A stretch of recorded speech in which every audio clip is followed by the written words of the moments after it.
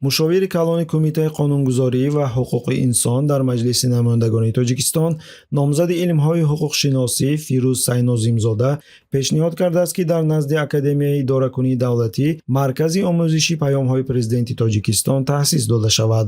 Омӯзиш ва таҳлили паёмҳои президенти Тоҷикистон имкон медиҳад, ки масъалаҳои дар онҳо бардошташуда аз нуқтаи назари сиёсӣ ва ҳуқуқӣ амиқтар дарк шаванд.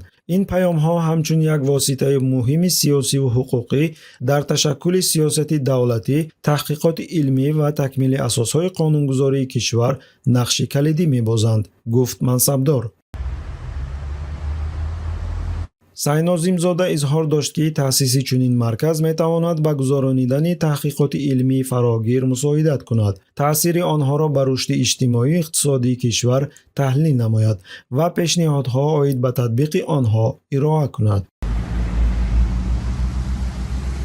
ёдовар мешавем, ки паёмҳои ҳарсолаи Эмомалӣ Раҳмон аллакай тавассути ҳама шабакаҳои телевизионӣ ва радиои кишвар пахш мешаванд. ҳамчунин нуқтаҳои асосии паёмҳо аз минбарҳои масоҷид қироат мешаванд. донишҷӯёнро маҷбур мекунанд, ки паёми президентро дар синфхонаҳо тамошо кунанд. паёми президенти мамлакат дурнамои рушди босуботи кишвар ва роҳнамои ҳаёту фаъолияти ҳар як фарди ҷомеа мебошад.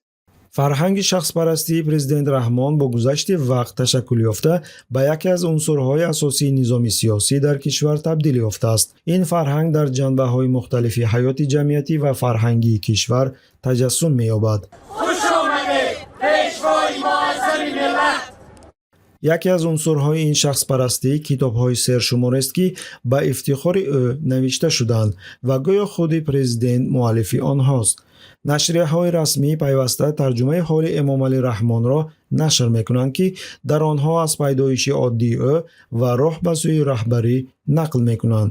дар бисёре аз ин китобҳо ӯро ҳамчун наҷотбахши миллат дар давраи вазнини ҷанги шаҳрвандии солҳои 1990 таъриф мекунанд. китобҳо бо забони тоҷикӣ ва дигар забонҳо нашр мешаванд, ки саҳми ӯро дар ҳифзи фарҳанг, анъанаҳо ва истиқлолияти Тоҷикистон ситоиш мекунанд. дар муассисаҳои таълимӣ хонандагон бо сиёсати ӯ ва тарҷумаи ҳоли ӯ тавассути бахшҳои махсуси китобҳои дарсӣ ошно мешаванд.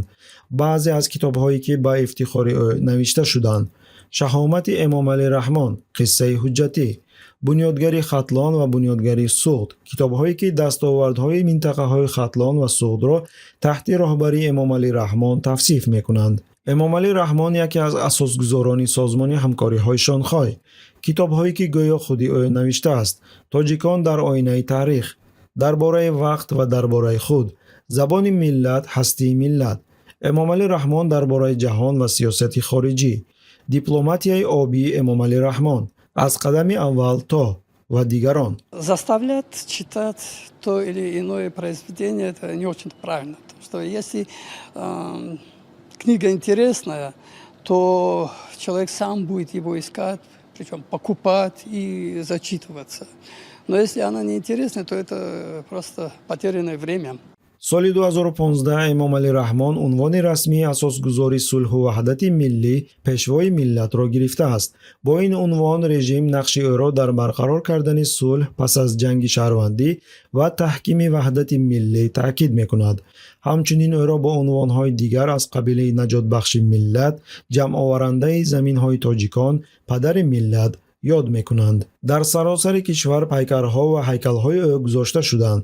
инчунин кӯчаҳо, майдонҳо, мактабҳо ва дигар иншооти ҷамъиятӣ ба номи ӯ гузошта шуданд. расонаҳои давлатӣ фаъолияти ӯро танҳо бо таърифу тавсифи дастовардҳо ва сифатҳои раҳбарияш инъикос мекунанд. ба назар мерасад, ки ин ҳама барои мансабдори хурд Фирӯз Сайнозимзода кофӣ набудааст. бо умеди эҳтимолӣ ба пешрафти касбӣ, ӯ пешниҳод кардааст, ки бо як таклифи нав барои таҳкими фарҳанги шахспарастии Раҳмон дар кишвар саҳм гузорад. А ведь правда диктатура и сильная цензура? Вы знаете, вот если я отвечу конкретно «да», возможно, у меня вот здесь будут проблемы уже буквально через пару часов. Тебя один раз предупреждают. Сначала с записками, звонками, потом вызывают на допрос. И если после всего этого ты окажешься все равно смелым человеком, в нынешних реалиях, то недалек тот день, когда тебя просто посадят.